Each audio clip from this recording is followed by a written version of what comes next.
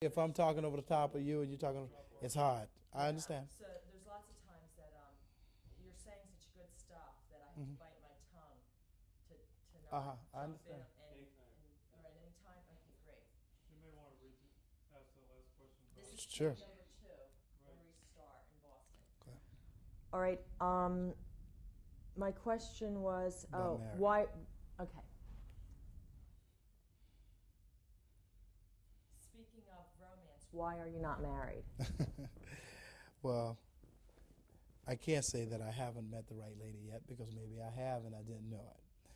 But at least to me, I don't think I've met the right lady yet. And one day, once I do what I'm setting out to do, which is to become the #1 producer, manager, songwriter, once I do all those things, independent publisher, which 2 of them I already am, then I'll look for someone. And what qualities would you like that lady to possess? Well, actually, she can. Only thing that I don't want is just someone who has no motivation at all. As long as she has some motivation, a stride to succeed, in life, even to try. She doesn't have to be a successful lady. She can just be somebody who's trying to be successful, and that's all it takes for me. She doesn't have to be rich. She doesn't have to. She just be herself. That's all. Okay. Are you scared of anything? Oh, sure. Several things. I mean, a lot of things. A lot of things. I'm scared of a lot of things. Sometimes women. Sometimes just a lot of things. A lot of things. I mean, becoming to be where I am today. Sometimes that gets a little scary because I became the first black manager to ever successfully manage white acts. And sometimes to me that's scary, honestly. So, yeah. Why is that scary? Why is that scary? Well, when you're first at something like that, because it takes me back to, I mean, this is a little out of the music business. It may sound crazy, but it takes me back to like a Martin Luther King. He was the first to do a lot of things that he done. And, when you're talking about a change, and in the music business, it can be a very treacherous business. And so sometimes I do get scared. How does it really feel to be so successful? It feels good. It feels normal. It feels great. It feels like everything good, everything positive, and then some things negative. Like what I was talking about before. I have some quotes. They were taken out of some different books that I read. They just to clear ourselves. Obviously, these may not be true. Okay, so we'll just if you know for a fact that it's not true, then fine. We won't even deal with it. But I'd like you to react to these quotes. Sure. Danny is quoted as saying when he was talking about the second album. Quote, when Maurice brought in a bad song, we would say we didn't want to do it, unquote. If I brought in a bad song, I guess, I don't know, maybe he meant it in a joking manner, but most songs I brought in, they recorded. Okay. Donnie said, hanging tough in our eyes is the symbol of us, of what we are. Totally agree with him. Totally agree. Can you sort of make that into a sentence? Sure. Donnie saying that hanging tough, the title of the album, is their symbol. I totally agree with him because that's the same way that I feel about my life. And New Kids gave me new life. And so did I give them life. Okay. We gave each other life. The Boston Herald has been quoted as saying, forget Bobby Brown, forget the new edition. The 1989 and 90 Boston Music Awards belong to 5 teens from Dorchester, New Kids on the Block. How did that make you feel? Great, because that's kind of what I was striving for. That's what they were striving for. All of us together, we got what we was looking for. Can I ask a question here? Mm-hmm. I'll just pause the tape for a second. Okay. Okay? Okay. And sometimes you have to touch on new kids Okay, because right. it comes up. Uh-huh. But I'm going to lay down as much about him All right. and then deal with everybody else, second All right. Go pot. ahead. We're Okay, rolling. but I do want to talk about that, so you keep that in the back of your mind. And I circled it over here. Okay. Okay, we ready? We're rolling. What happened with the second annual Dance Music Awards? Second Annual Dance Music Awards. When is that one? You got me on that one. Okay, we don't have to record this. This isn't for tape. Oh, it isn't? Mm-mm. Tally ho.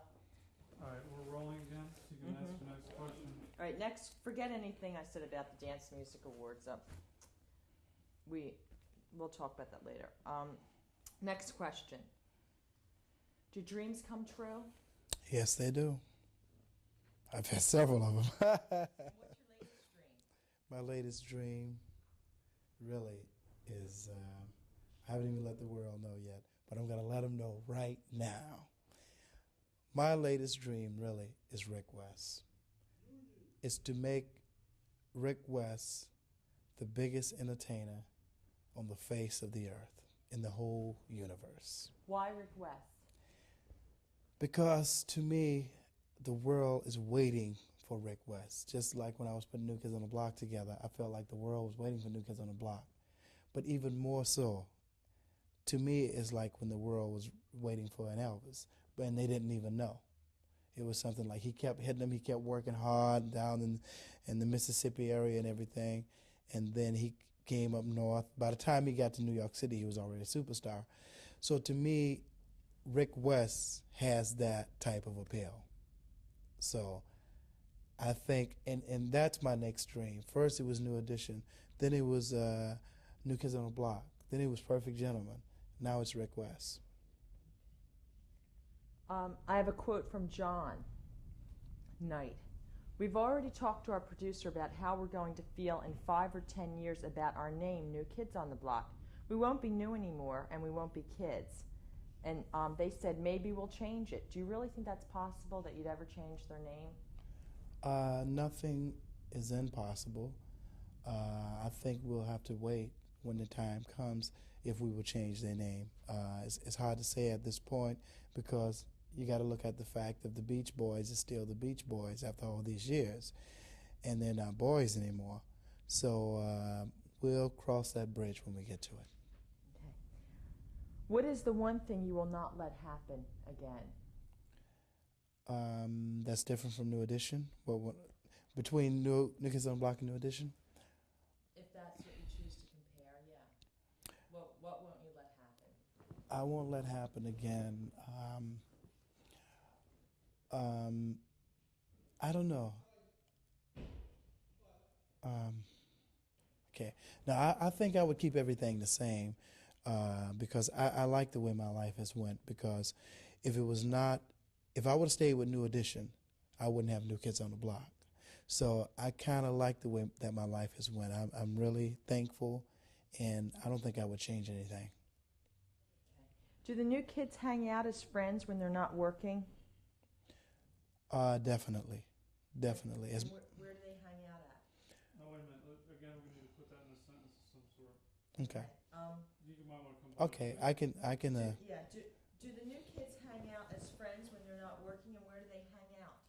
Well, the new kids, they really love each other, and when they're not working, they are together. Most of them. Sometimes he'll more or less stay around his mother sometimes, and John a lot of times will stay with his mother. But the other three fellas, most times, Donnie, Jordan, and Danny, most times they're together. So they hang out just about all the time. Where? The type of places they go is recreation centers, in the urban city areas, you can catch them almost anywhere. They may, except for a square dance. You won't see them there. What's a New Kids concert like? New Kids concert is pandemonium, and I love it. It's like screaming girls. But they're intelligent. New Kids fans are very intelligent. They're very nice people. They're sweet. They're the perfect fans.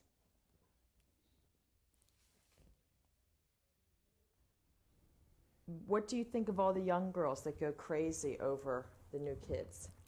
I think those young ladies deserve a medal that go crazy over new kids because, as I was saying earlier, they're really sweet girls.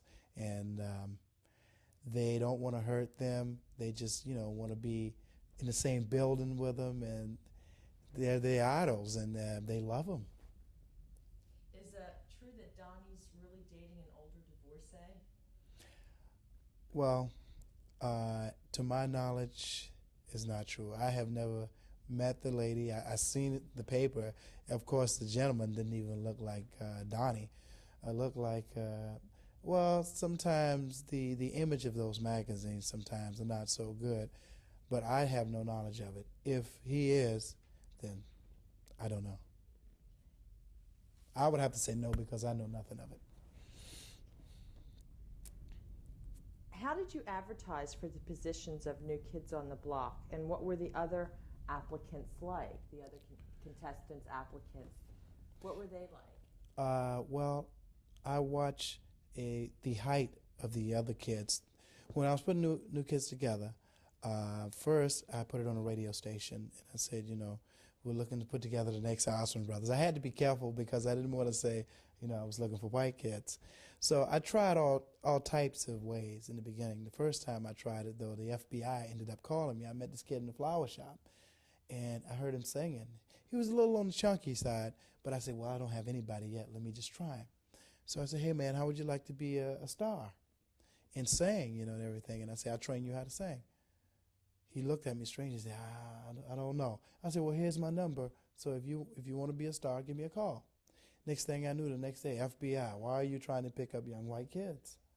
They didn't know what I was. So I said, this ain't going to work. So I got a young lady friend of mine, white young lady.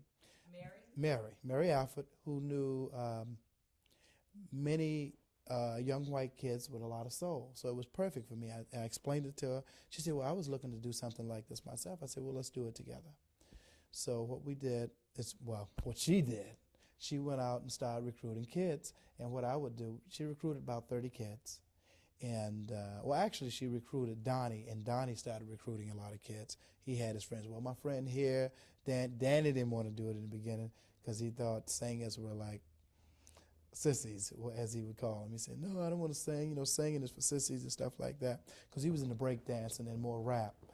So John came in after Jordan. And Joe was the last one to come in. We looked everywhere. I kept telling Donnie, I said, Donnie, we need the little guy. The little guy's the key. I said, when Michael Jackson's Jackson 5, I said, Michael was the key. And Donnie said, well, I don't think we need him. I said, no, I know we do.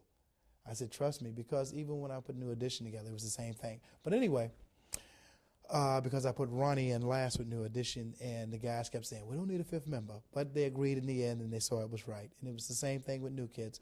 So I would have to say that was the process I used. Mary was basically the person that got them. And we went through about 30 different kids. They had to be the right weight, had the right smile, they had the right attitude, they had to have been around different types of people so they could perform. If I put them in front of a Chinese audience, a black audience, a white audience, they would feel at home. So basically, I was looking for young white kids from the urban areas. Okay. If any of the groups that you used to write for, produce for, were single artists like Jamie Kelly, who was an original person of New Kids and then he left New Edition, if any of them contacted you to write and produce for them now, would you? Probably not, because I'm the type of producer that, even though I'm really turned on by working with people who are totally unknown, that's what turns me on. Like A Perfect Gentleman, New Kids on the Block, New Edition. I love that. But I'm so, and I normally don't go back. With New Edition, I love them to death. I still love them today. But I don't think that I could produce them again as individuals, as a group, because, now I'm with New Kids. And to me, I wish them well. They're doing great, Biv and DeVoe and the Bell. I like it like this. So, no, I don't think so. How long will Kids Mania last? I think Kids Mania Well, honestly, I think it's here for a while because it's going to be kids here for a while. So I think as long as there's good music coming from the kids, radio is the only people that could really stop it. You know, I think radio is the key almost to everything, even though you have television, which is very, very strong. But if you don't have a hit record on that radio station, on those radio stations, you're still in trouble. With all the temptations out there, what keeps the new kids straight? Well, I think they were built straight, meaning that when I put the kids into the group, there were certain rules I told them that they could not do. They could not smoke, they could not drink, no reefer, no nothing, and I've never had anything in my life. I've never even had the urge to do any drugs or anything. So this was the basis of it, and I was very serious. I say, if anybody do this, they might as well walk out of the door or don't even come back tomorrow. I say, if you have an urge to do it, I say, because we want to make this a drug-free situation. And that's exactly what New Kids are. They're the national spokespeople for it. But that was the idea in the very beginning. Okay. What do you think of the comparison of the New Kids on the Block to the Beatles? I think that's a pretty fair comparison, even though the Beatles were very big, but New Kids on the Block are very big. And I think the Beatles are the Beatles, though, and I think New Kids on the Block are New Kids on the Block. I think the people are comparing them. They're right in one way, and another way they're not, because the Beatles, even though there were four of them, and five of New Kids. So I don't think that way you can't compare them. Their music's not the same, so you can't compare them. Their look's not the same, so you can't compare them. But if they're comparing their success, then they're right. Is it hard to maintain control over the New Kids as they become older and more successful? Well, I think it's not that it's harder to maintain a group once they get older. I think that the group is just growing in wisdom, growing in themselves and mind and body. I think you have to allow them the room to grow, and you have to try to understand when they don't understand, and you have to try to make them understand about certain things. Do you think all this fame and fortune is good for boys so young? I think my true feelings is that a lot of times when you work hard for something, and New Kids on the Block work very hard for their success, but I still have to go back to the people who have worked 20 and 30 years for what they want. I think they look at it a little bit more different. You know, I think New Kids are really holding themselves quite well for the small amount of time that they have been together, and to hold their heads together. And for all the pressure that's around, I give New Kids an A+. But I have to go back to the people who've been out there for 20, 30 years. I think they would probably handle it a little bit better.